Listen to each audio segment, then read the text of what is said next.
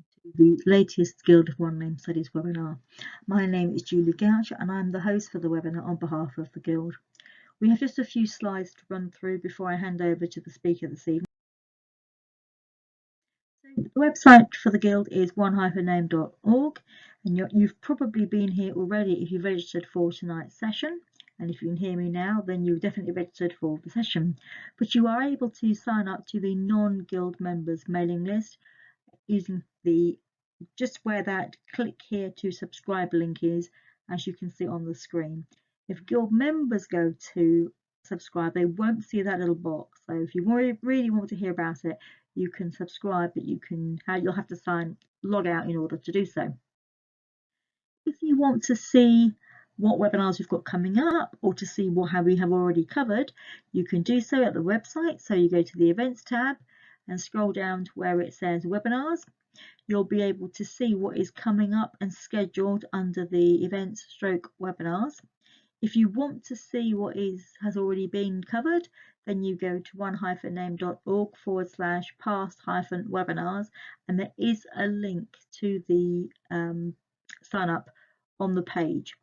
We've had a little bit of criticism in recent weeks about the layout of the webinars pages, and we are looking to try and streamline them a little bit easier, so you may well see some changes over the next few weeks. So to find your way around the screen, remember please that you can see and hear us, but we can't hear or see you.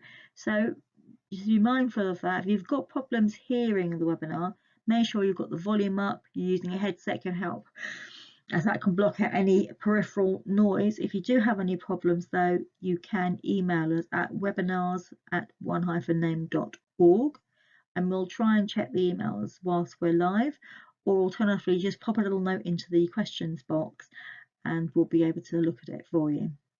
This evening's webinar is being recorded and is normally on the website with between 3 to 5 days, and it'll be advised when it's ready and available to view again. There is a handout for today's session. You will find it on the dashboard where it says handouts. It will say 1 of 5, and there is one for today's session. You will see it on the slide. Failing that, if you look at the recording page, you will find the website has a link to the recording and to the handout.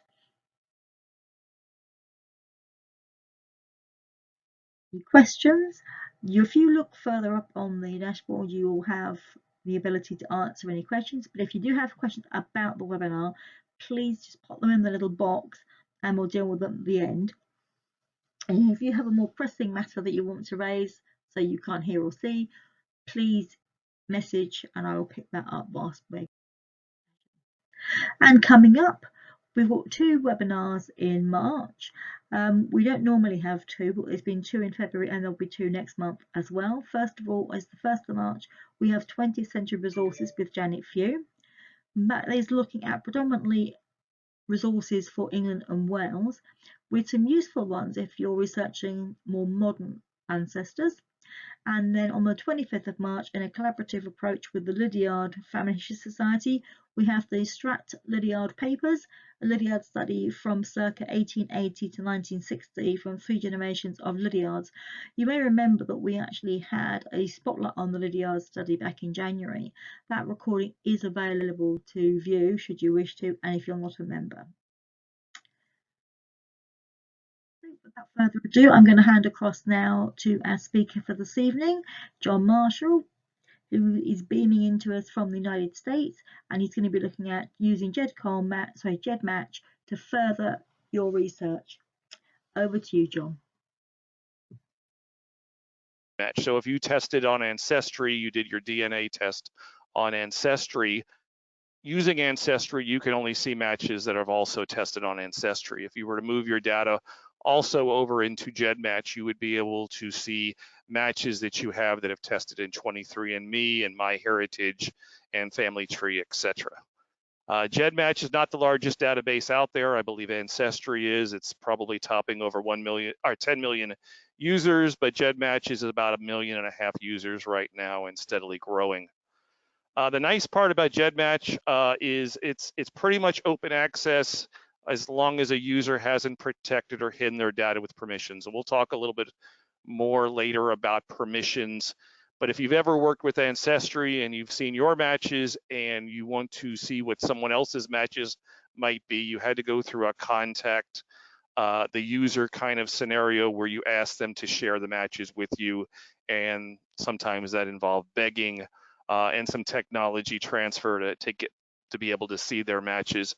You don't have to do that with GEDmatch. When I talk about autosomal, what I'm talking about is kind of over on the right, that middle box. It is one of the different tests that are out there. The YDNA up the left side goes paternal to paternal, so from father to son, father to son. The mitochondrial over on the right side goes from mother to daughter, mother to daughter. What we're talking about here is the autosomal, good for about 4 to 6 generations out, which represents DNA matches for both your mother and your father's side.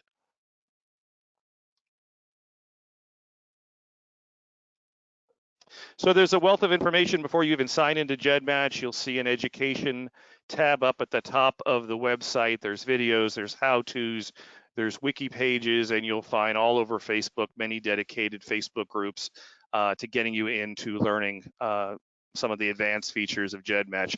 We'll cover some of the highlights today, obviously. So getting started, you'll go to gedmatch.com. You'll obtain an account. There is a join for free button. And when you fill out some information, you'll be assigned a GEDmatch number. That will get you in with as the login. You'll be represented as a GEDmatch number.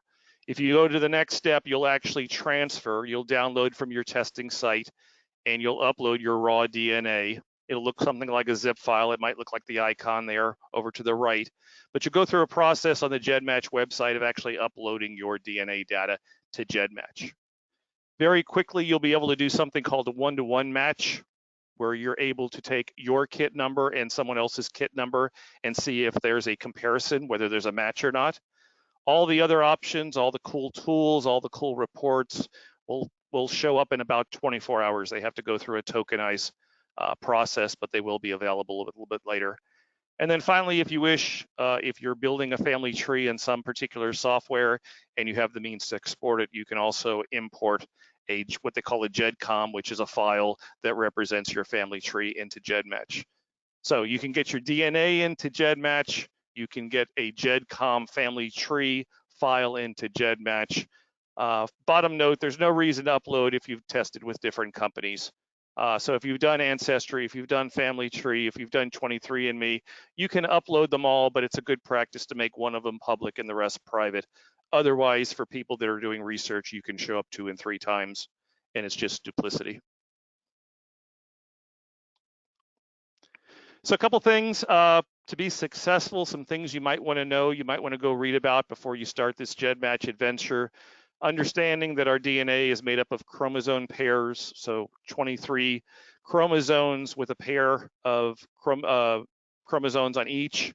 So you're getting a set from mom, you're getting a set from dad. You want to understand that DNA is measured in a unit called centimorgans. And the concept is the more centimorgans you share with someone, the closer the relationship. So you will share more centimorgans with a first cousin than you will a third cousin. You may want to understand what an X chromosome is and the situations when an X chromosome is present. There are some particulars about that. You may want to read up a little bit on triangulation. That's that little triangle in the bottom corner there, ABC, which basically says if you match A and you match B, and B and C match and A and C match, and you kind of know who A and C came from as far as a lineage, you could also assume that C has that same lineage. Can be a very helpful strategy.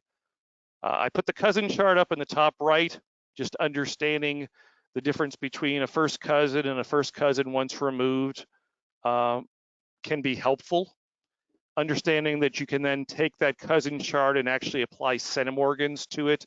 Centimorgan ranges. There's a great tool out there called the Shared CM Project that's run by Blaine Bedinger. I've got his chart down there in the bottom right. It's the color-coded one. And as we go through this, we'll work with that chart a little bit to show some of the ranges of centimorgans. And then finally, a risk tolerance chart. As you go through your research, as you get down to the smaller numbers, you're going to inherit more risk.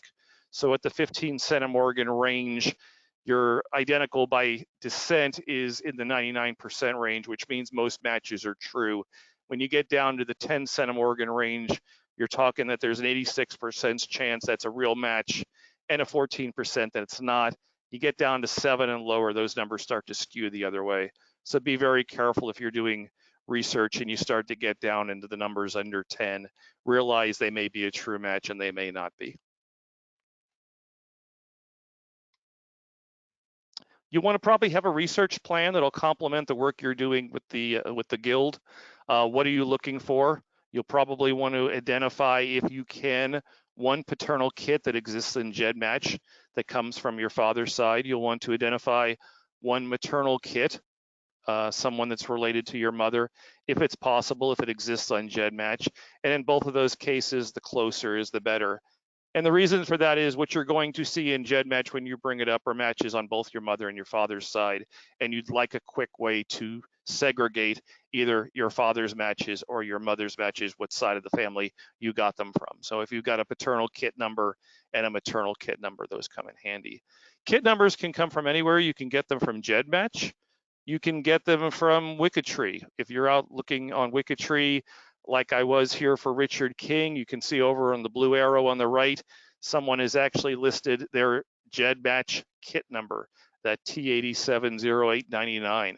So you may see it there. On my Ancestry tree, I not only have the name Enoch Marshall family tree, I have my GEDmatch kit number. So you'll find kit numbers in Facebook groups. You may find kit numbers on Wikitree, other places on the internet. It's not just confined to GEDmatch.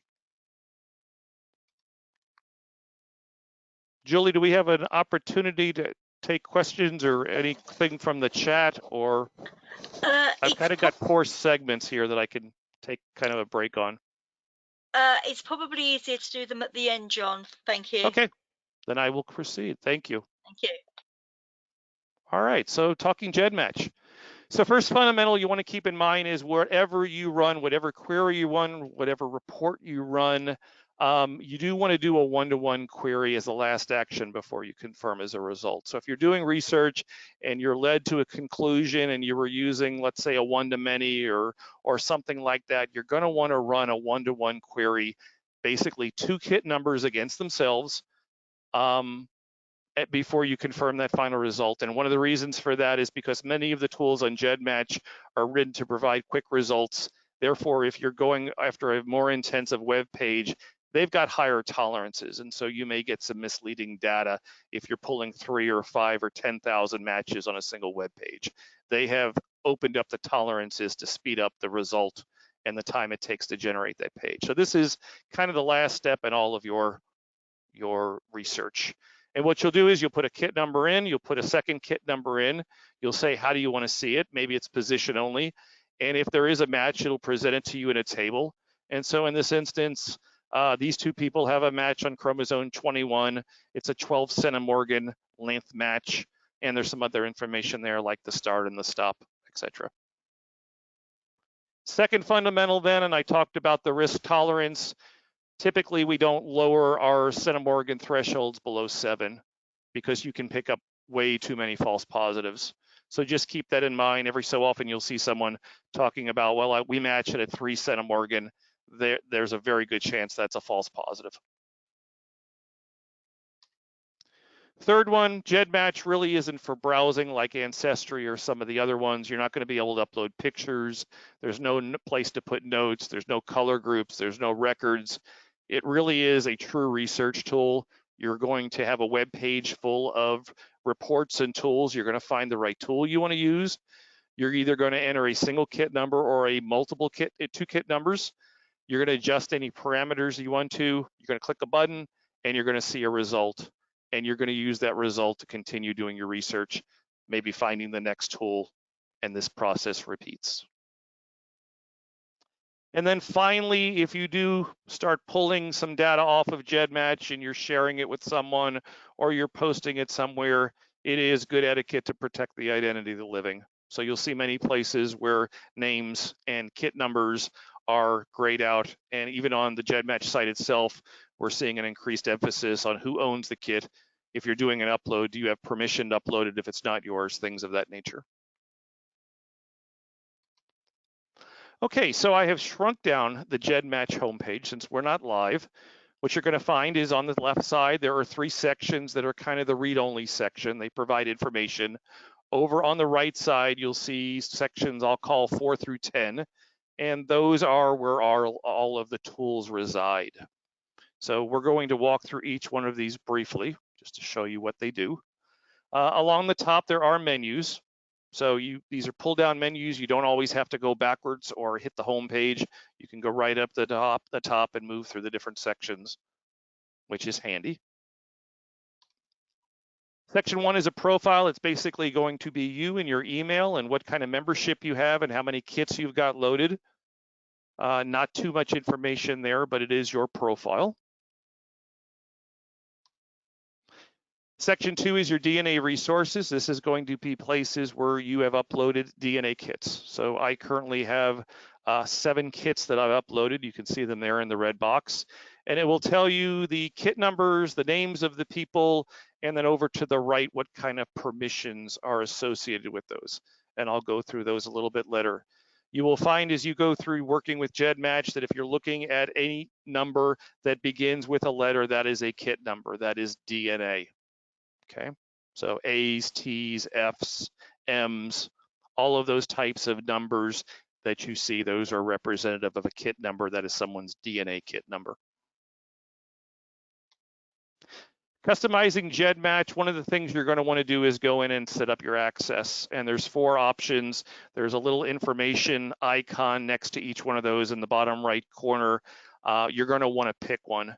So an opt-in allows for law enforcement to use your results for both criminal cases and cold cases. The opt-out eliminates the criminal case and only allows for cold cases.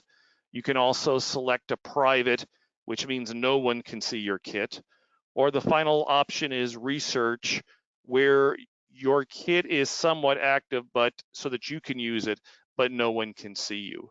So the issue with the bottom 2 really is with the research, you're able to continue doing research. You're not going to get a lot of people emailing you about being a match because they won't be able to see you. The private one is completely locked down. There's really not a lot you can do with it. It's just there. Section 3, so the last section over on the left is your family tree. This is where if you've done a GEDcom, if you've done a family tree, you can export it from a piece of software and you can upload it to GEDmatch. Notice these numbers begin with a number as opposed to a letter. So in GEDmatch, you're going to see 2 types of numbers. The ones that start with the alphabet are the DNA kit numbers. The ones that start with a number typically represent a family tree of some sort that's been uploaded. Moving over to the right, starting up at the top, there's an information tool. You can put a kit number in, you can put a family tree GEDcom number in, or you can put an email address in and learn more about what kits are associated or what the kit numbers are or what the person's email address is, depending on what you put of those 3 blocks, what you put in there. The handy one is the one at the bottom that I've used, which is the email address. Put my email address in and you will see the kits that I have uploaded, who they are, and also the GEDcom there at the bottom. Working into the next section, there's a section called a tool called Upload Your DNA. So this is where you're going to, out of the testing company that you dealt with, download a zip file of some sort onto your computer. You'll go through this process to choose that file in the middle. You'll fill out for some information and you'll hit upload, and this will be the way you upload your raw DNA data to GEDmatch. Likewise, you can do the same with a family tree. So there's a tool in there called Family Tree Upload, and you can do the same thing. You'll put a name, you'll point to that file that you downloaded out of your GEDcom family tree creation software, and it will upload. So that is the information sections and the upload tools. we're now going to get into the middle section on the right side of the web page, which are the free tools. And I'm just going to kind of walk through most of these. So visualization is a term we'll use a lot when we get into the practical. It basically means that I have requested some sort of a report and how do I want to see it. I can filter it down to certain people or certain parameters, and I will demonstrate this as we kind of go through the practical, but that's what the term visualization means. So one-to-many, there's two versions. It's limited and original. It's very similar to an Ancestry match list. So if I go into a one-to-many and I over there on the right, I say I want to see 50, this will show me my top 50 matches. And as I look at the list, if any of them are in green, those are new. Those are people that have uploaded or joined GEDmatch recently. And there's two terms in there you probably will notice. One is called gen. That is a generational distance. So assuming a 1.0 generation distance, that would be a parent or a child from you. And a grandparent would be a 2.0. So that's what that number represents. And then overlap gets into the more technical aspects of GEDmatch and being able to deal with the DNA results from different companies. Here's a picture of the limited. Has a lot of filtering arrows up at the top, so you can filter highest to lowest and things of that nature, and quite a bit of information, probably more than you can easily read on the screen. So I will jump over to the original. It looks a little bit easier to read probably for you. So you'll have your kit number over on the left. You have some check boxes where you can filter and say, I don't want to see everybody, I just want to see certain people. From the one-to-many, you can do the direct one-to-one. That's by clicking on the A next to a person's name, and you can see how you and that person match. The names are there, the emails are there, the largest segment in centimorgans is there, the total centimorgans is there, that generation and overlap, and then the date that they uploaded and the company that they came from. So as I said earlier, the beauty of going into GEDmatch is being able to see the results from some of the other companies. And so if this is an Ancestry upload, I'm seeing a result on the third row there from Living DNA, which I would not normally see. The one-to-one is another tool you'll use a lot. And again, this is two kit numbers and how do they compare? Again, we don't want to go down to 3 centimorgans. We want to kind of stick at the default of 7 or higher. This one is for autosomal. There is another one in there for the xDNA. And you really have 3 viewing options. You can get a graphic and a position, you can get position, or you can get graphic. And this is typically the tool you'll use if you're on Facebook and someone says, hey, here's my kit number, as they did in the bottom left. Does anyone relate to me? And if you hang out on some of the Facebook groups for genealogy, you'll see that in the GEDmatch ones. Here's my kit numbers, or anybody out there that we're related to. So what happens when you put the 2 kit numbers in and you select one of these options, the graphic and position is what it looks like over on the left. So you'll see kind of these horizontal line bars, and where the matches are will be in blue or a purple color, and there'll be a table there describing that segment. If you just pick position only, you'll just get the table. And the beauty of the table is that copies very nicely into Excel. So if you're doing research and you're not wanting to write all this down and you're just keeping like an Excel workbook handy, you can say, okay, these 2 people match, and you can grab that table up there on the top right and paste it in Excel and keep that as your research notes.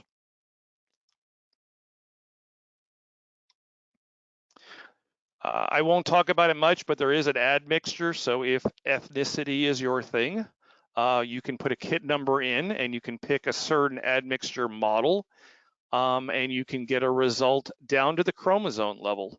So whereas some of the companies say, well, you're this percentage this and this percentage this, some of these models actually go down to the chromosome level and what kind of admixture or ethnicity is driving that particular chromosome.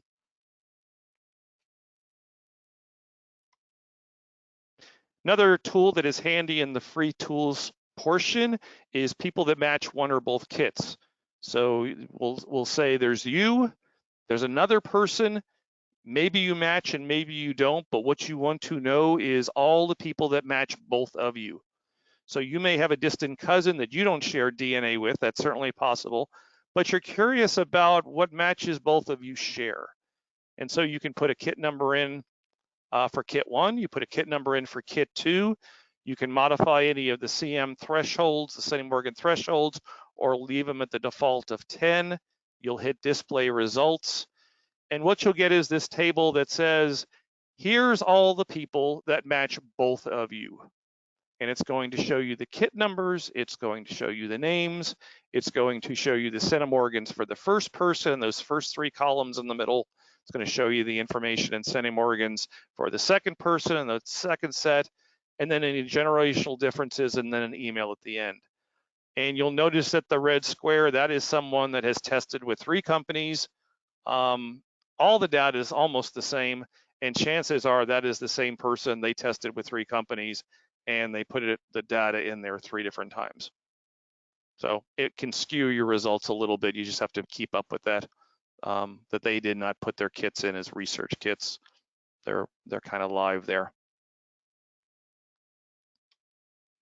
Okay, Ancestor project. So this may be something that's certainly beneficial to your research, your surname research with your guild. You can apply to be part of a project if it exists. You can start a new project. Basically what this becomes is a online repository of kit numbers where you can go in and put your kit number, and it will run queries against that entire group.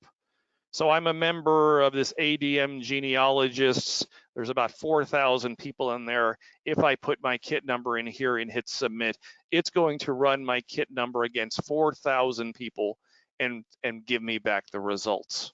So you could have a surname, and I think there's a lot in here. You can see at the bottom, there's a Morrison group, there's a McGuire group with various spellings. You could certainly set up a surname group, ask people to join it, and it would save you a lot of time in typing in kit numbers and doing manual analysis.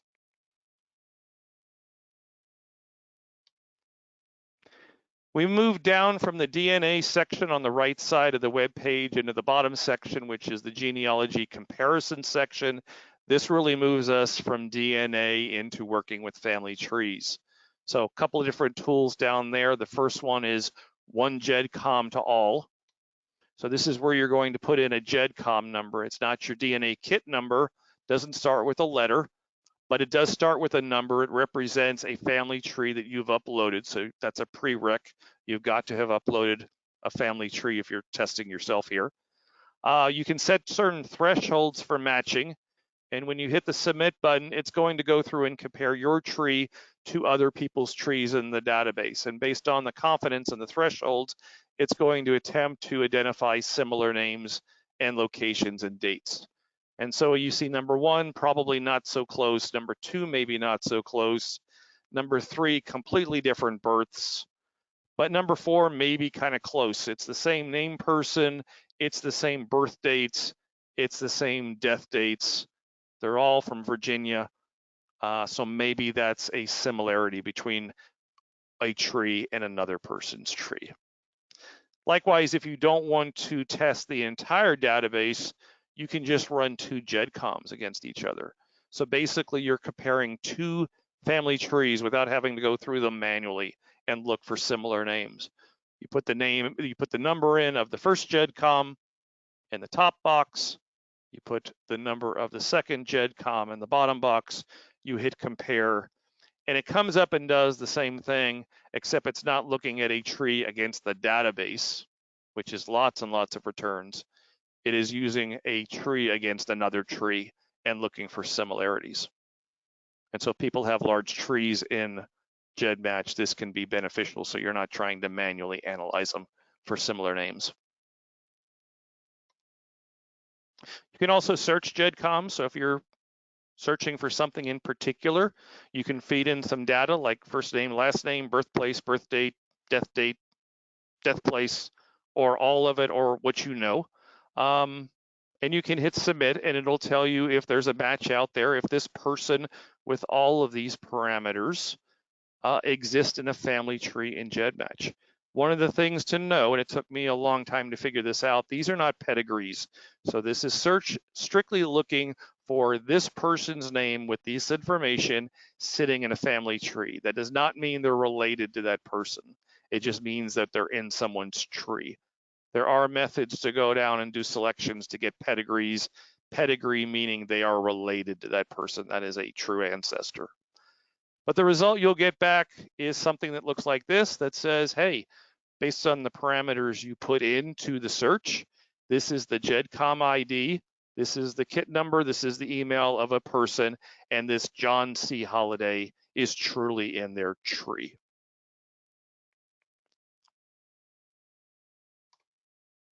Last part of the GEDcom is one that I use a lot. It's called GEDcom plus DNA matches. Basically, you're going to put a DNA kit in. So you're putting in a kit number, again, starts with an alpha character. And this is going to return back all of the people that you match that have uploaded a tree, so that you're not looking and searching for people that have not uploaded trees. And you can do a one-to-one. There's a button over there on the left. You can do one-to-one analysis straight from here to determine the chromosomes that you match and things of that nature.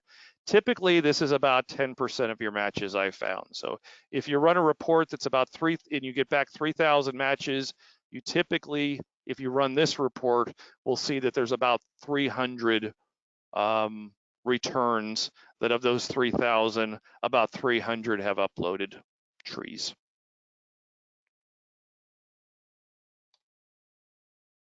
Julie, am I doing okay? You're doing fine.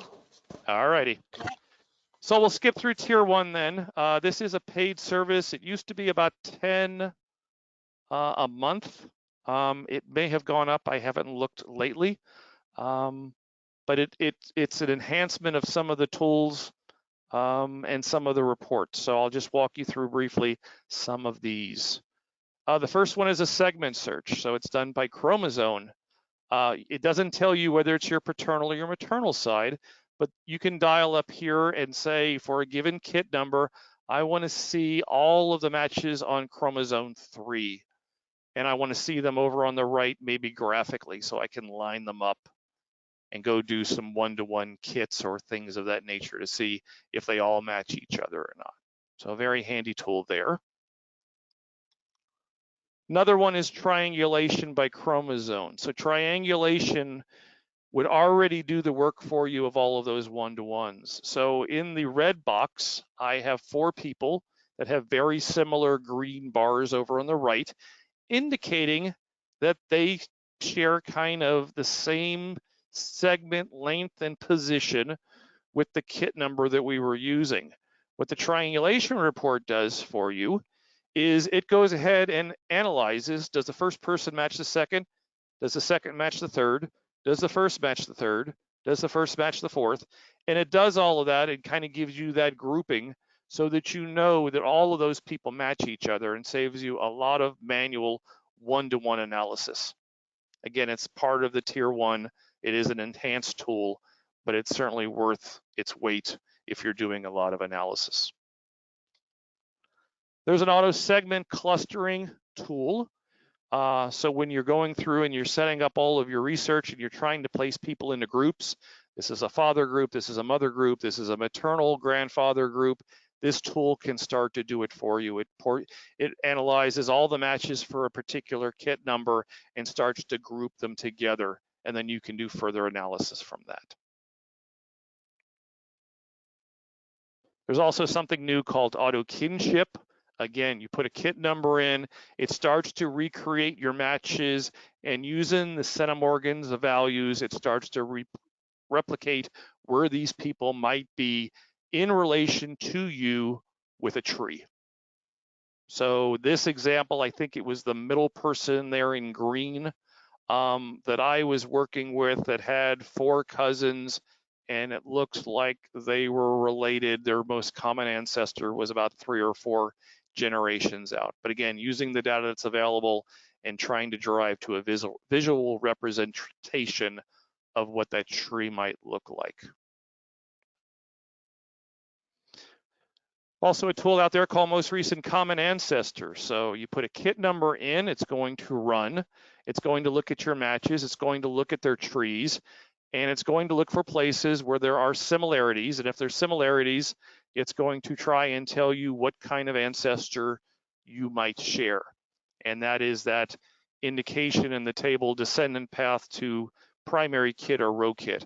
So on the top one, this person matched this kit, and they both had a Mary Elizabeth Sweeney in both trees, and it looks like it's a third great grandparent that they share based on the CM values.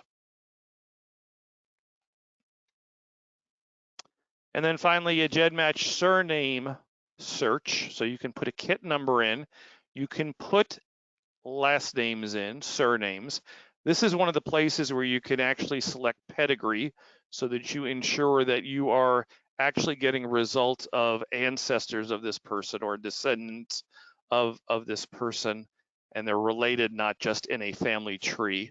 So this is a kit number. I'm doing one. I'm saying yes. I'm looking for holidays that are in the matching trees, and it needs to be required. So those are the options I've selected. And what I get back can be one of two things depending on that pedigree. On the left, what you're seeing is I was searching for family trees that had the name Holiday, and I got 36 of them back. That was just trees that had the name Holiday. When I went over to the right and I set the pedigree flag to 1, which was basically yes, that number reduced down to 3.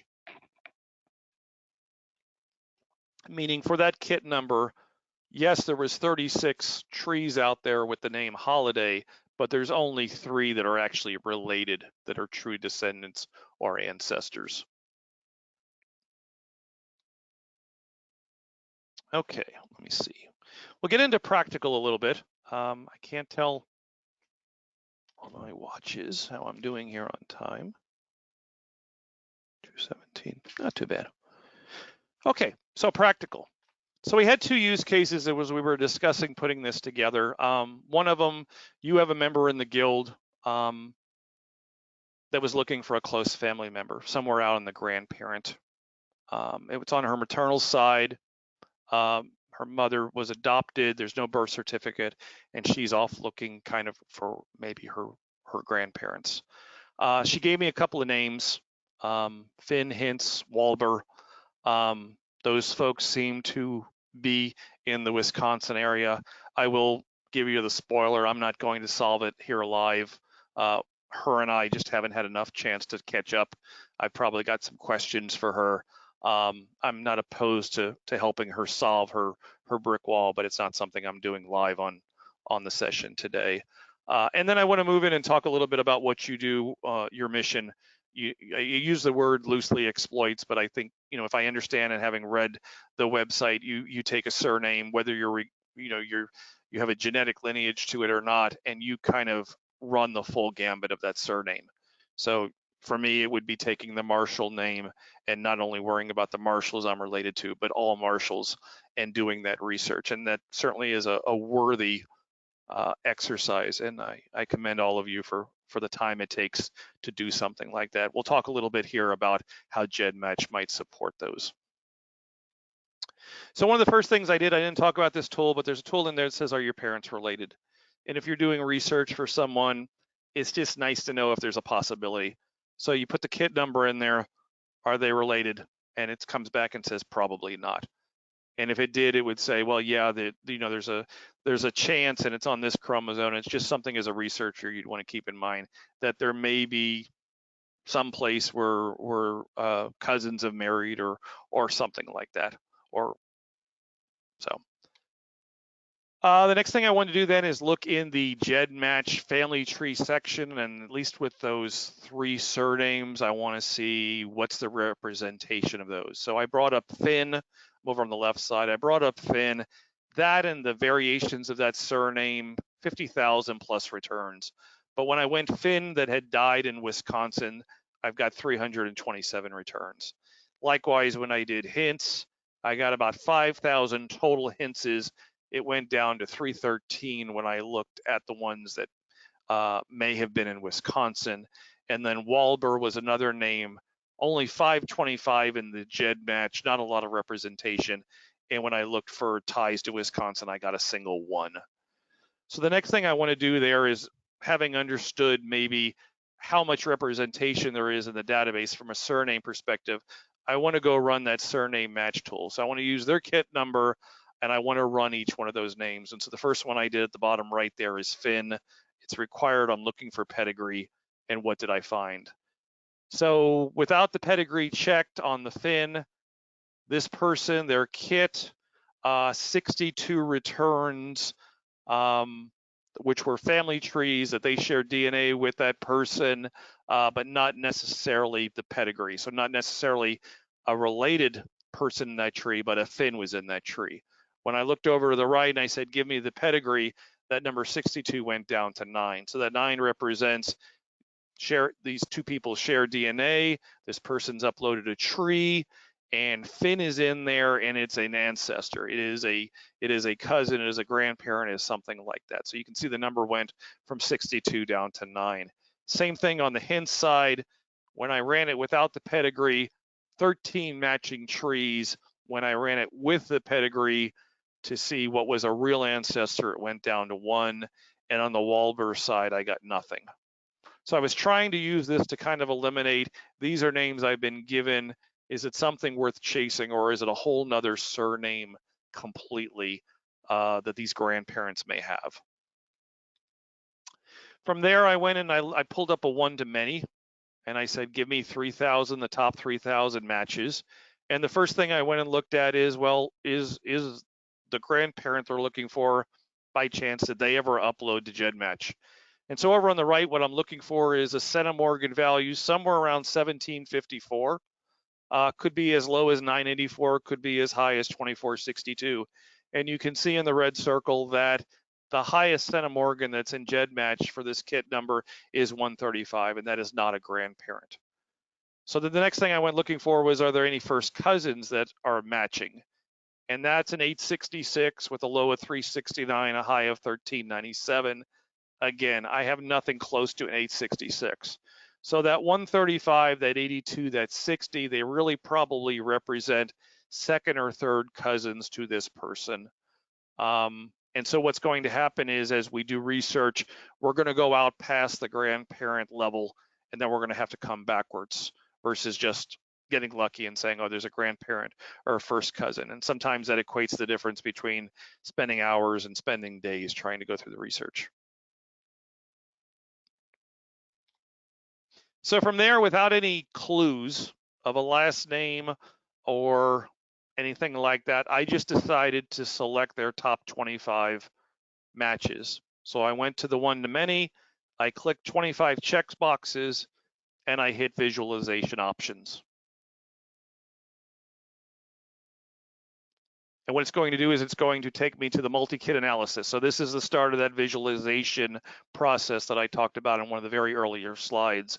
And what you can see is it's loaded the tester up there under number 1. It loaded the other 25 kit numbers in there for a total of 26. So I can see that all my kits are in there now. I'm going to hit visualization options. And I'm going to come up to the visualization options screen.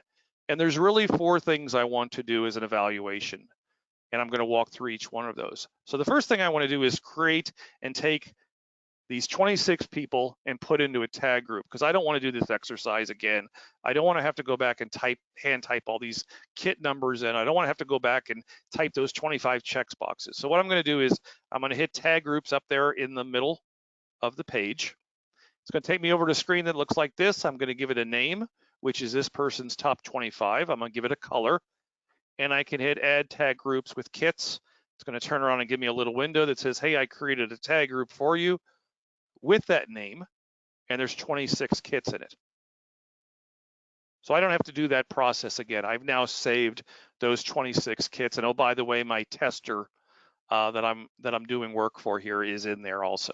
That's why there's 26 and her top 25. Next thing I want to do is go into matrices. I want to run an autosomal matrix. I want to do best accuracy, which takes the longest.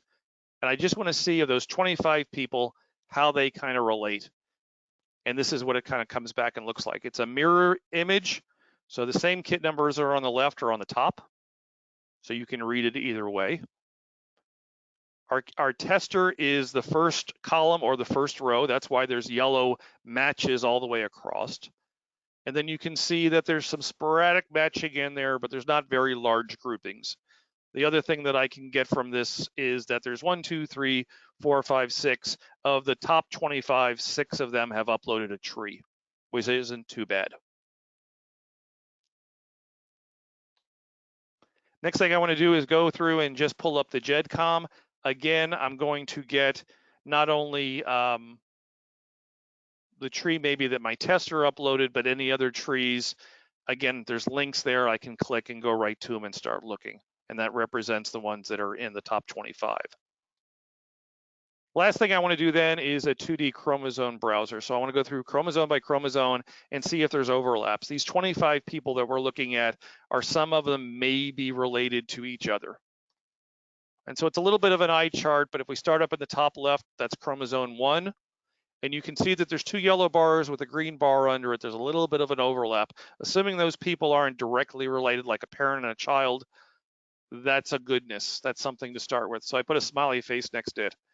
I look at chromosome 2. Again, there's a couple of segments there. They're lined up under each other there on the left. I'll give it a smiley face. Number 3, not so much.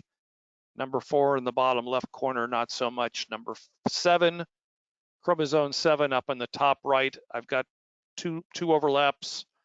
Number 8, not so much. Number 9, not so much. Number 10, got a couple overlaps on each side. Number 11, I've got a couple overlaps there in the very bottom. 12, nothing. 13 has 2. 15 has 2. The rest of them have nothing. So based on all that, what I've just done, oh, by the way, what good looks like is something like this, where you don't get just 2 or 3, but you get, this large list to kind of work from. You got to do more than 25, obviously, but this is what you get. This is what I call the lottery. If you get something that comes back, you've got a lot to work with. So having looked at the top 25, what I came up with is 7 chromosome groups, 1, 2, 7, 10, 11, 13, and 15, that there's overlaps, which means more than one person matches my tester. And I want to go through each one and ask some questions. Are there trees that have been uploaded? How do the persons with the trees share DNA with the tester? How do the persons in the group share DNA, whether they have a tree or not? How are all of these people related and share with each other? And along the way, as I'm looking at trees, are there any Wisconsin natives? And I know I have a small sample set because we're looking for grandparents. So my results in the top tiers are going to be based on 2 parents and 4 grandparents, and we're probably looking for the results of 2 of the grandparents. So here's chromosome 1 broken out. I'll spend just a minute or 2 on it. There's 2 yellow bars sitting on top of each other. There's a green one underneath. I'm just going to pick the very top one. So it's row number 1 up there. I ran a 1-to-1 between the tester and that person, and I came back with the fact that they share 3 segments, 1 on chromosome 1, 2 on chromosome 15. I'm in the middle left side of the screen. The total centimorgans is 60, and that's somewhere around the 3rd cousin, and I figured that's where we're going to be working with originally, is in the 3rd cousin range. I then took the second person, which is row 2 up there in the top, and I ran a 1-to-1 between the tester and them. And I found out that it went to 2 segments, but 15 didn't carry across, but 17 was added. So I know these 2 people are not a parent-child relationship because they wouldn't have inherited a new chromosome. They would have dropped some, but they wouldn't necessarily have added. So then I ran the 1-to-1 between the 2 people, rows 1 and 2. Come to find out, they're not a parent-child. The centimorgan was 1726 there in the bottom middle. And so those 2 people probably are aunt or uncle kind of relationship. So what I've got here is a small grouping to my tester of 2 people. Maybe one's a 3rd cousin, one's a 4th cousin, maybe there's an aunt and uncle relationship there. It's not parent-child. So I've got 2 different people I can kind of work with in this grouping. I did the one-to-many, or the who shares Kits that match one or both, talked to you about that before. 24 matches came up. And when I ran the analysis on chromosome 1, what I found out is there's other segments under chromosome 1 that are also shared that didn't work out in the top 25. So there's another 6 or 7 segments there that I could work with. I can go look at people that have trees in there. I can do some more comparison. And so my top 25 list has grown a little bit for chromosome 1. I won't go through all 7 groups, but I'll go through a couple more. This is the rest of chromosome 1. There were 18 matches. There really wasn't a lot of groupings down there in the bottom right when I looked at all the people in comparison to each other. But what was interesting is those top 2 people, when I brought up their tree, there was traces of people from Wisconsin. So check mark next to that. Chromosome 1 not only got a good grouping of folks, it's also got some people from Wisconsin. I did chromosome 2. I basically picked one of them. It was number 4 there. I did a kit between the two. I came up with 83 that were shared between the tester and that person. But of that 83, only 6 had uploaded trees, not very well there. However, when I ran this, how do the 83 match with each other, I just got this big mass of match information. So there's definitely something here on chromosome 2 to pursue. There's not a lot of trees to work with, but there's certainly a lot of matches. The other one I'm going to just do, I think chromosome 7. I picked the top one. I did the kits that are shared by one or both. I got 25. Again, the 25, there was only 4 that had uploaded trees there on the right. But again, I got another last name of people that had been there, that there was one of those trees had someone from Wisconsin. So I've got a couple of candidates here where there's some groupings. And if Wisconsin is the state of interest, we are seeing some trees there. That one, a better spread. More of the people are related to each other. There's a tighter grouping there. There's not as many white squares. So certainly something to pursue. I went through and did all 7 groups. Along the way, I'm recording all of the trees of all of those people so that I can go back and look at each tree.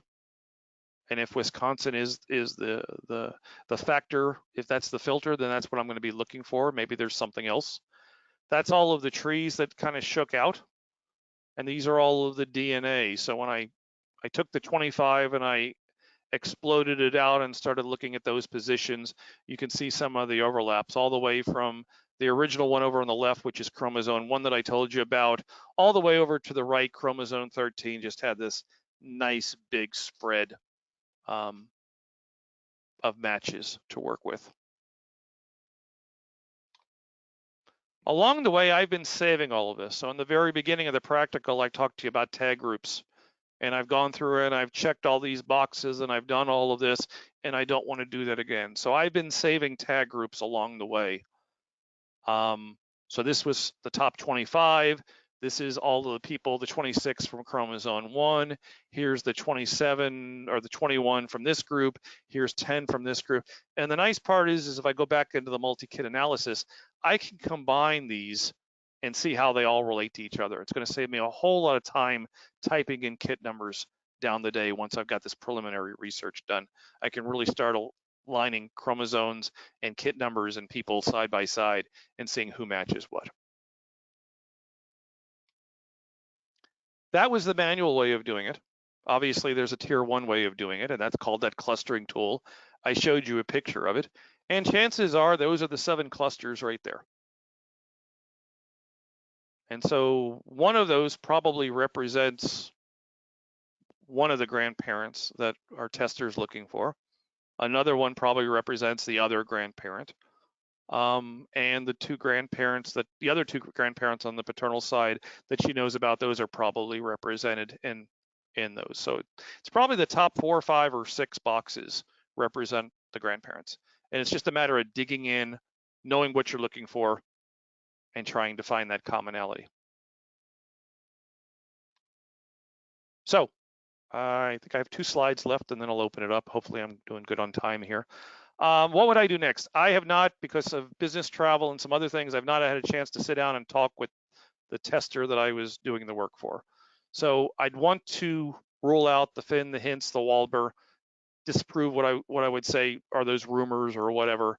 I'd want to isolate the paternal side. If we're looking for maternal grandparents on her mother's side, I'd want to identify the matches that she's getting from her paternal grandparents' side. And when I looked, I think at her tree, it looked like both of them were from Canada. And if that's true and she confirms that, then is any trees that I find of people in Wisconsin, is that good to work with? And those grandparents, I believe, if I remember right, were Bell and Pepler, and I found a little bit on those. From there, I'd want to talk to her about ethnicity. Had she done it like an Ancestry or one of the testings? What did her ethnicity? Was it Canadian? Was it Poland? Whatever it was, so that I'm looking through these trees. What am I looking for? I'd want to go start looking for common surnames. So I have all these matches. I have all these trees. Is there a surname that keeps popping up? Because at this stage, if we rule out the ones at the top, I'm really looking for a name I don't know. I'm looking for a set of surnames for her maternal grandparents that are unknown. I'm not confirming something she thinks. I'm looking for something she doesn't know. From there, if I can't get anywhere, then I'm going to take those GEDmatch matches and try to carry it over to like Ancestry or something and try to see if those people are on there, because there's a lot of people that don't transfer from Ancestry to GEDmatch, or they don't upload a tree. And so I'm really working with a small grouping. I'd like to move that over to Ancestry and look for the common people. And then finally, the last strategy is direct mail contact. So GEDmatch is giving me all these matches, these information. I've got email addresses. If I can't get anywhere else, it starts an email campaign. Hey, I match you. You write a nice letter and you try to figure out who they are and how you might relate. Going back to chromosome 1, that Wisconsin match that we had, it had Benson's, it had Wells. I had good representation with the pedigree. So I think there's something to work with there, but I just don't know. Let's see. DNA and surname studies. Hopefully you've gotten a little bit of an overview. Whether you're using YDNA or autosomal, you're doing surname research and how those relate. So you may have, a family here and a family here, and you're wondering if they relate. If they relate closer, you can probably use GEDmatch and the autosomal. If they relate further back, 10, 12 generations, you're probably relying more on the YDNA. You may have maps where people live together and you're wondering whether they related, and if you could find the living descendants of those people, you could compare the DNA and see if, an Owens that lived on this side of the city and the Owens that lived on this side of the city were actually the same family. There's surname projects on Family Tree for YDNA. Many of you may know about that. And then we talked a little bit about GEDmatch ancestors. Realize at the end of the day, you are, more than one surname.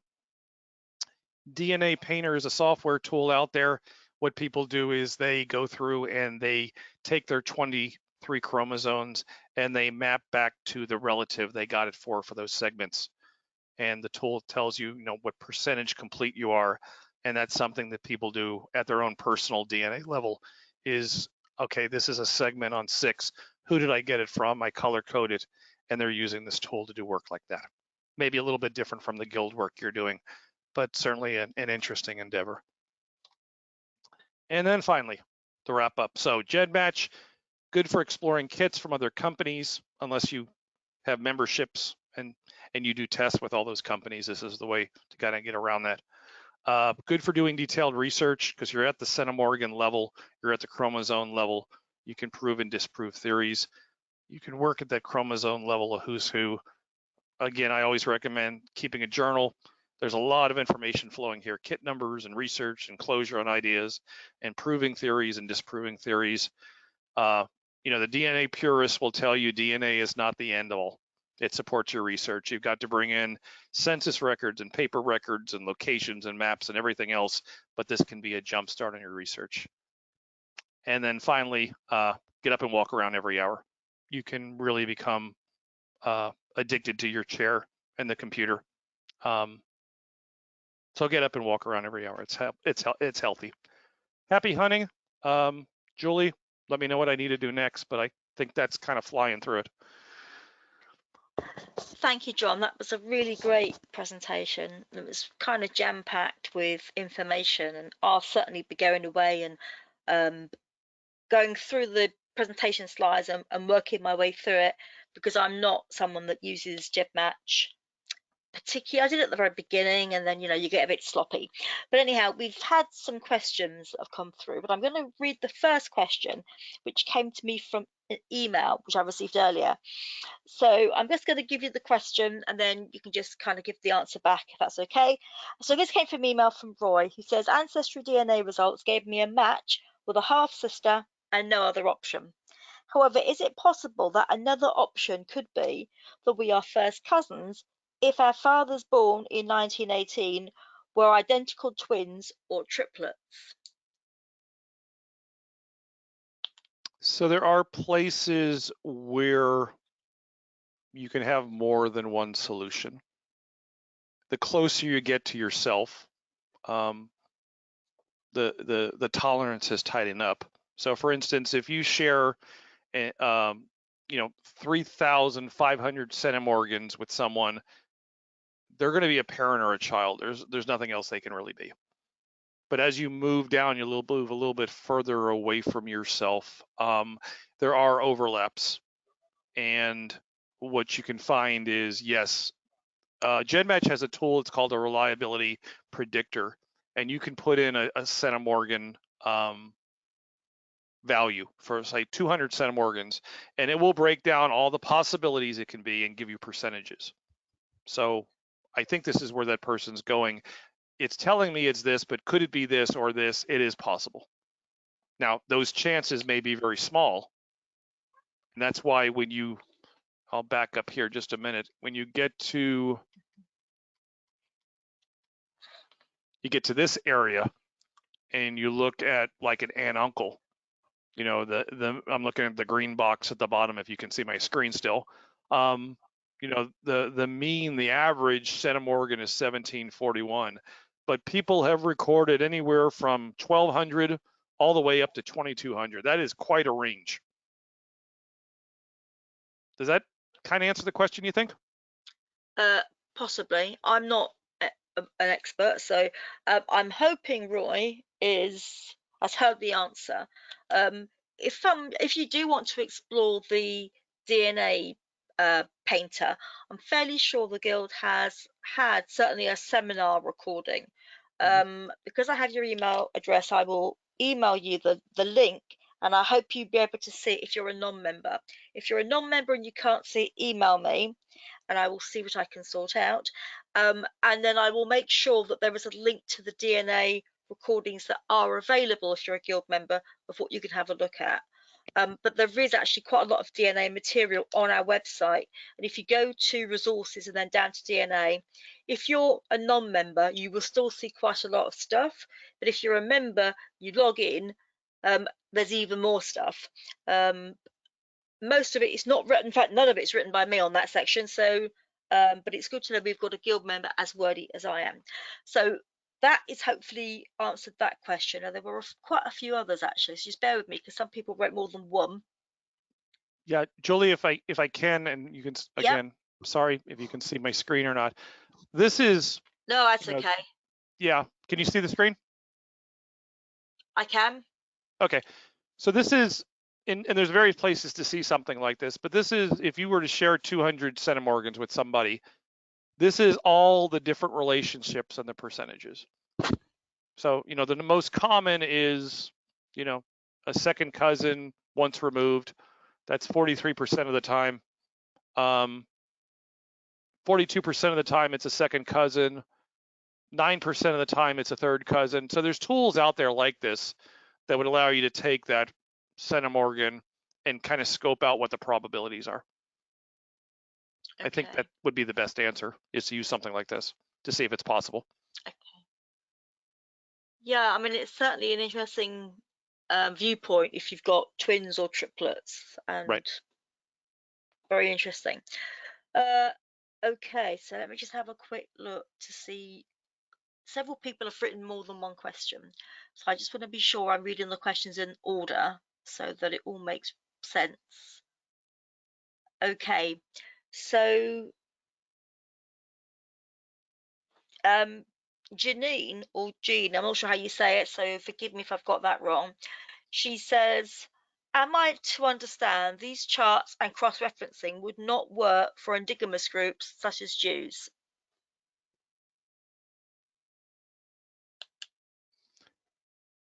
So they would work, but you'd have to be careful. It's a challenge,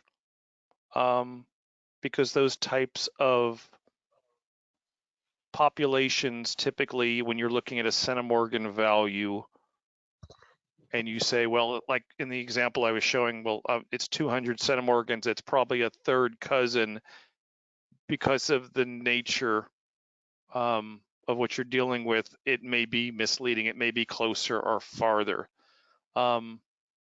We see that even if, if you have two distant cousins that married, and you're expecting 8 great grandparents, and you would have equal DNA from all of them, and you have some cousins back in that time frame that married, and kind of the DNA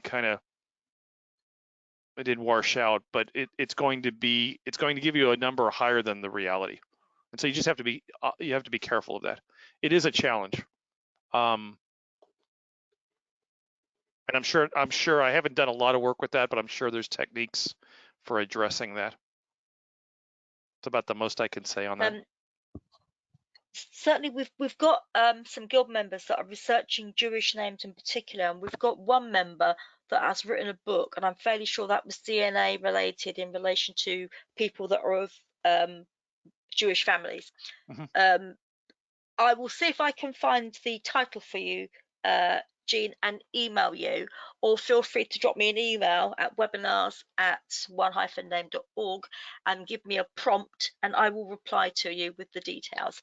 So the next bit of the question is, and how do you identify which chromosome segments can be used as matches for comparison with a particular side of the tree? So in the beginning, I talked about having your DNA uploaded, your kit number, trying to find a maternal, if you can, and identify that kit. Closer's better. Maternal, have a kit number available. Closer's better. As you go down and you say, okay, I have a match, and that match is on chromosome 4. That you know. What you don't know is it the chromosome 4 that you inherited from your father, or is it the chromosome 4 that you inherited from your mother? So one of the things that makes having those extra 2 kits available is you can now do the 1-to-1 against the maternal relative, ancestor relative, and the maternal relative, and you can hopefully figure out which side they're on. Because if you were to look at a chromosome layout, you're going to see 1 through 23, but every one of them's got 2 pairs. So there's a set you got. There's a line you got from your dad. There's a line you got from your mom. Your first part is to figure out which side you got it from. After that, you can start looking at other people that are also on that line, that segment. So what we're looking for here, let me see if I can find the picture. When you look at something like this, all these green lines over on the left, that is all the people that match these 2 people on chromosome 13. But that doesn't all mean it all came from the same side. So some of these are paternal and some of these are maternal. And you've got to use another kit to kind of weed out which ones are which. But once you've done that and you can say, okay, this grouping of matches, this grouping of green lines are on chromosome 13 and they came from my father's side, then you can start looking at all of those and seeing how they all match. And if they start to match, you get that triangulation. Even if they haven't uploaded a family tree, you can be somewhat confident that they're part of that grouping. They all share some common ancestor on your dad's side or your mother's side, whichever side they ended up on. Okay, thank you. And then the third, and I think the last part of that particular question is, doesn't the surname representation assume everyone spells the name the same way exactly? And how can you accommodate different spellings? Oh, that's very interesting. So if you do a surname search in GEDmatch, it will typically bring up any alternate spellings. I don't know how they did that when they programmed it.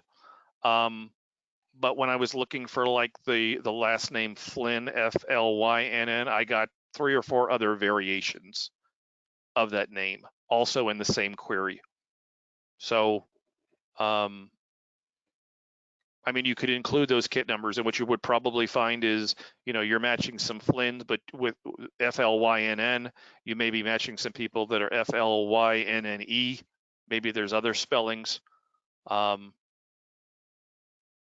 But the tool, at least at the search level, tends to bring all those alternate spellings in for you. So you're not trying to search for them. You're not doing Flynn and then Flynn with an E and Flynn with, Finney or something, whatever the different variations are. The tool should help you a little bit to narrow those down. That's very interesting, actually. I was just thinking back to a webinar we had, I think it might have been January, in which Karen Modges shared her Lydiard study, and you could see with her variants how variants that went to particular parts of either the UK or outside of the UK, how they had a different spelling perhaps, and they took that name with them, whereas sometimes you just get a variant and it could be 3 different spellings in the same baptism record. So sometimes it's a bit varied, almost to the point of, well, actually the spelling might not actually matter. So you could say, I suppose, blood's more important than spelling. Yeah, I mean, you're working with a person and their DNA, and the DNA doesn't know what their name is. It's whatever they've recorded. Yeah. So Okay. If you have any other questions, Janine, let us know, and I will see if we can find something that will be more or help you in addition to what you've learned, hopefully today. Okay, so Jim's just asked around the handout. We'll make sure, Jim, that the link to contact the speaker is available. I actually have a copy of the slides which I can upload to the attendees. If you're okay with that, John, I'm happy to upload it for you, I mean, if that makes I it have easier. no problem with that. I think I've marked out everything that was sensitive. I went through it like 3 times, and then again on the screen here, I put my email address up, and I can certainly share it if someone drops me a line. So whichever way. Okay, that's fine. I'll just get the next question underway, then I'll upload the handout. So let me just go to the next question. Sorry. Okay, so another one from the same Jim. Wouldn't a 2C have a higher percentage than a 2C1R? One of the charts you showed a few minutes ago, this was at 10 to 9. No, yes, 10 to 9. So must have been one of the recent slides that you've only just shown. One of the charts you showed a few minutes ago showed 43% for 2C1R and 42 for 2C. That was the percentage of what that 200 centimorgans would represent. So that was not how much DNA. It was a 200. I have to find that. I think I still have it up here. So this 200 centimorgans, 43% of the time is a 2C1R, and 42% of the time is a 2C or one of these. If I change this to 198, this all changes. So this isn't the amount of DNA. This is the probability of these relationships based on the result you get here. You're going to share a centimorgan number with every match. Okay. Hopefully that will be clear. I've just actually uploaded the handout, so you should all see the handout on the dash panel that you've all got to the side will now say 1 of 5. If you can't see it, I'll make sure it's loaded along with the recording so that you're able to access it. And I'm just whizzing through because I've got another couple of questions, including one that's quite long. So Melody asks, is the surname search tool part of the free or paid service? The surname search tool as a general is part of the free. If you get into things like the most recent common ancestor tool, it's in the paid. But if you're going to do it, what I would call it the longhand way, it's in the free tools, yes. Okay. Right, next one is, when looking at kit numbers, how can you determine what the letter means? Can you put your email on the screen? Rebecca, hopefully you will have seen that the email address was just showing a moment ago, but also you'll be able to download the handout, which has the email just on the first slide that you can see. Yeah, so when looking at the kit numbers, how can you determine what the letters mean?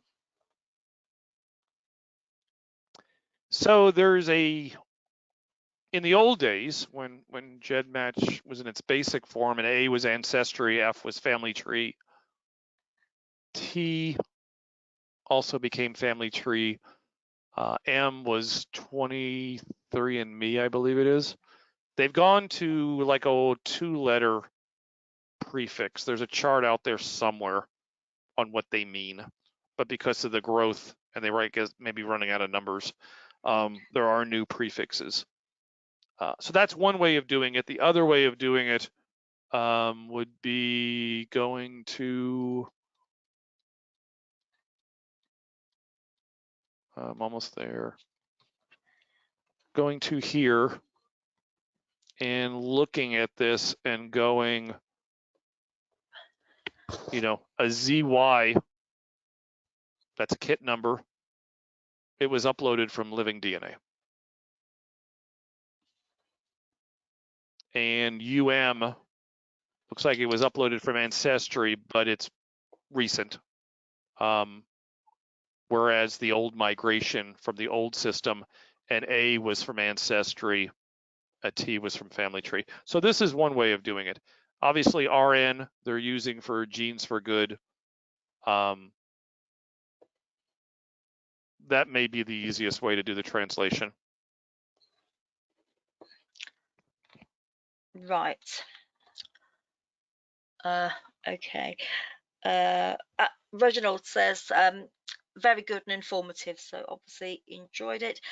Steve has got a question and a comment. So the first comment is, the data in this site, and the site he names is the dnageek.com/DNA-tests, says the data on this site indicates Ancestry DNA has over 20 million DNA users.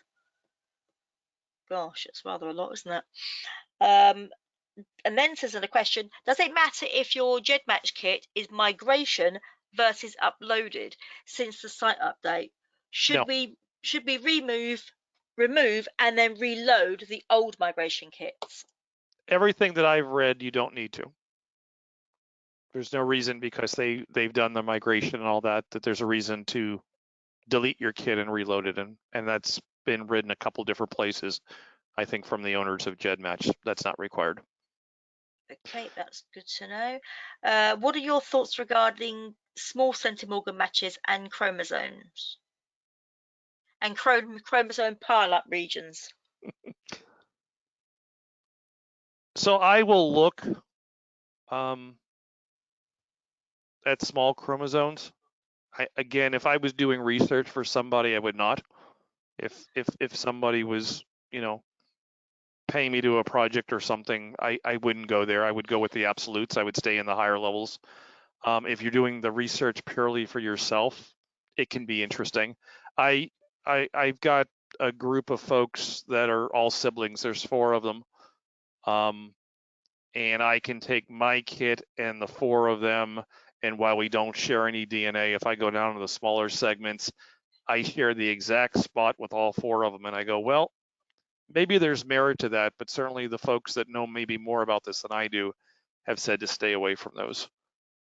Same thing on the pile up. So sometimes those multi-line green that I showed you, all sitting on top of each other could be very common, and that doesn't mean they're all related. They call it a pile up region.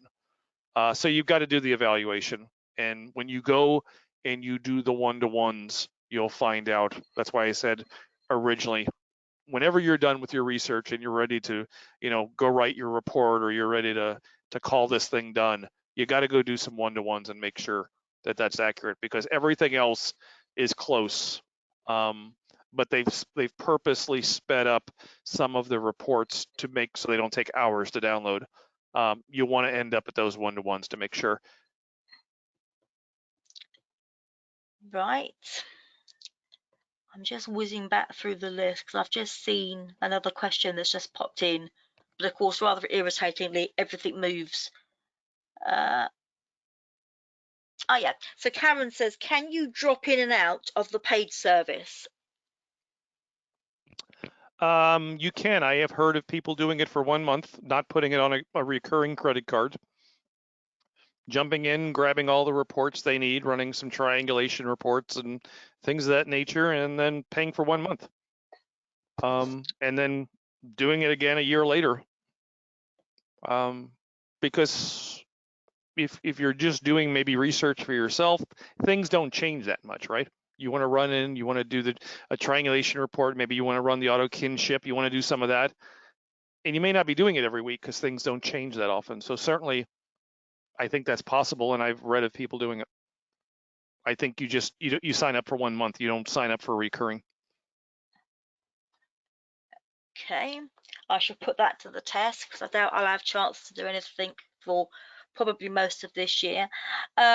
Okay, so Rebecca asks now, can I do visualization with my brother, sister, and I to determine the maximum inheritance of DNA?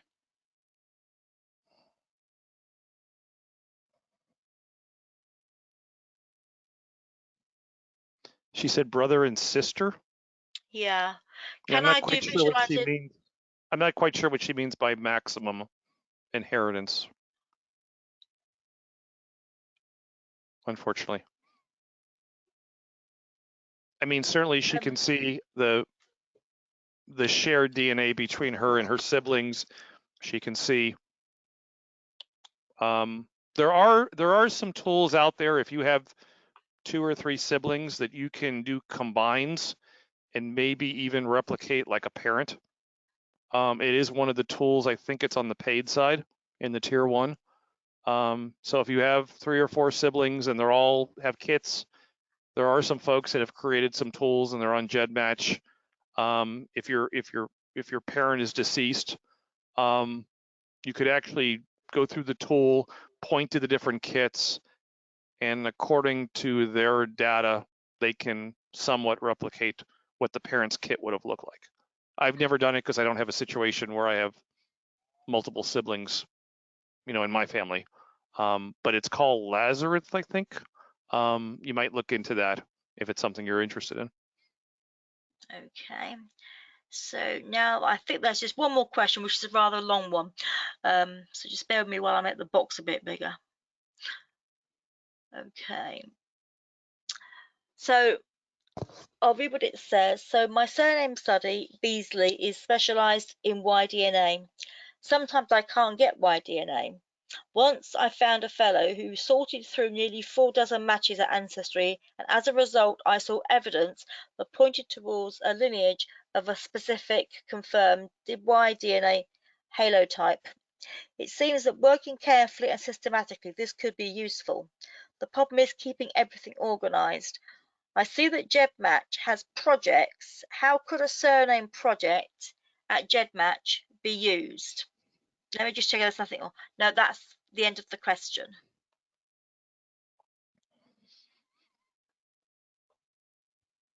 So let me answer the last part of it first, and I don't know if that's going to relate to the first part of it, but the Ancestor project would be you know, I'm looking, I'm doing a surname project on the last name Dawson. And so I go maybe to the Dawson Facebook group and I say, hey, if you put your, if your results, if you've uploaded to GEDmatch and you're a Dawson, go join this project. And so 200 folks join the project. What that allows you to do is put a kit number in and run matches and comparisons against those 200 people without having to sit there and type in 200 kit numbers. That's one of the benefits of the project. Obviously, you're also interfacing with people that have a like surname. I was a little lost on the trace to the YDNA and Ancestry. Can you maybe repeat that part again? Because Ancestry doesn't provide YDNA. I think that's where I was getting a little confused. So I'll read that a little bit. So it says, once I found a fellow who sorted through nearly 4 dozen matches at Ancestry, and as a result, I saw evidence that pointed towards a lineage of a specific confirmed YDNA halotype. It seems that working carefully and systematically, this could be useful. So he has, and again, I'm freelancing here. He has a YDNA lineage that's confirmed to a certain surname. And then someone went through and looked at a couple dozen matches and came up with the same surname. Yeah. In fact, Doug's just put a comment on again, just to kind of, I think, to clarify.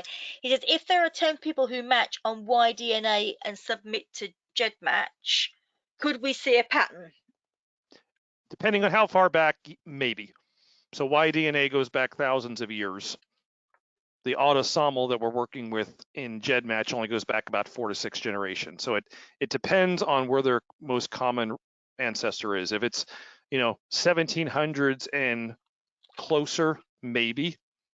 But if it's 200 AD or 1000 BC was the common ancestor, and maybe you're getting that out of the YDNA, you're not going to see that on Ancestry, and you're not going to see that on GEDmatch. Now, if he's finding that those breadcrumbs of that surname in Ancestry, then I would say, yeah, there's probably a good chance.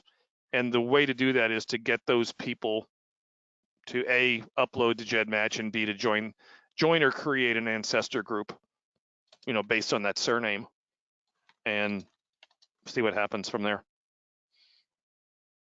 Okay, I think we're at the end of the questions. Let me just double check I haven't missed one, which gives other people chance to quickly add one in if they wish to.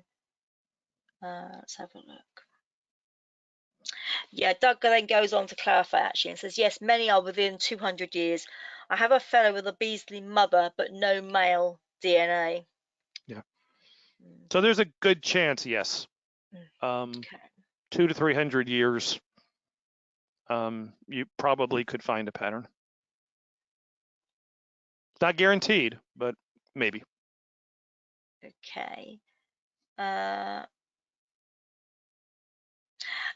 Rebecca's just commented. So this is the lady who said that she wanted to do a visualization with her brother and sister to determine the maximum DNA that had come through the family. And then she said, yes, that's what she wants to do, is to replicate one of my parents. Yeah, okay. So there is a tool. I probably have messed up the pronunciation. It starts with L, L-A-Z, and I don't have the site in front of me. Actually, I guess I do. I could jump down to the section. Hang on.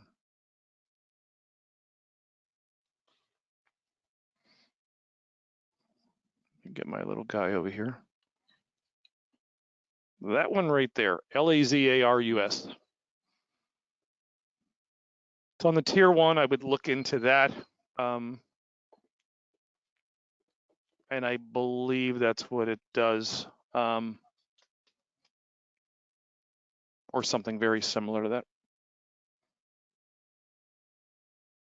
Okay, hopefully that's given you enough information, Rebecca, to be able to go and have a look and perhaps come back and tell us how you get on with it. I think Andrew has just commented and said it's the Lazarus tool. Right. So thank you. and sorry, another question has just come in. Kit numbers. Kit numbers were muddied because of a legal action against GEDmatch from one of the big kit testers. Mm-hmm. So yeah, more of a statement than a question. So I think, folks, that is it actually. So there's been no more questions. I'm sure if there are any more, people can always email you, and you'll get back to them within maybe a week or so, depending on your schedule. But thank you so much, John, for this evening. It's been really informative. I've got 3 pages of notes. Well, then maybe at least I'll get an email from you, right? yeah, probably, when I say I can't read this. So I've got some notes, and I will certainly be in touch with you anyhow in the next day or so. The recording will be up on the website for people who want to have a look at it, along with the handout and a link to any of the other sections on the Guild website that's available for either members and or the public, so that they'll be easy to find in one place and you'll be directed to it. John, thank you so much for this evening. It's been a really interesting webinar. Thank you for giving a copy of your slides. It's appreciated. Thank you so much, everyone, for joining us. There's another webinar, which I seem to spend all my life giving webinars.